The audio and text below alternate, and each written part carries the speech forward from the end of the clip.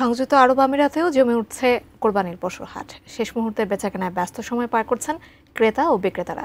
সংযুক্ত আরব আমিরাত প্রতিনিধি সিরাজুল হকের পাঠানো তথ্য ছবিতে ডেস্ক রিপোর্ট। সংযুক্ত আরব আমিরাতে পশুর হাটগুলো এখন মুখরিত ক্রেতাদের পদচারণায়। কোরবানির পশু কিনতে স্থানীয়দের পাশাপাশি হাটগুলোতে ভিড় করছেন প্রবাসীরাও। বেচাকেনায় খুশি ক্রেতা ও বিক্রেতারা। দুম্বা, উট, ভেড়ার পাশাপাশি চাহিদা রয়েছে গরু ও ছাগলেরও। মূল্য একটু চড়া থাকলেও পছন্দ মতো বেছে নিচ্ছেন ক্রেতারা। আমাদের বাংলাদেশের চাইতে এখানে তুলনামূলক আপনার প্রাইস একটু বেশি, কিন্তু বেশি হলেও এখানের গরুর কোয়ালিটি অনেক ভালো হয়। আমরা একসাথে কুরবানি করি আর অনেক মজা হয়। দুবাই, আবুধাবি, শারজা, আজমান সহ বিভিন্ন জায়গার পশুর হাটে ক্রেতাদের বিপুল সমাগম চোখে পড়ার মতো। তবে দেশের মাটিতে ঈদ করতে না পারলেও এখানকার কোরবানির হাটে পশু কিনতে এসে বেশ খুশি ক্রেতারা।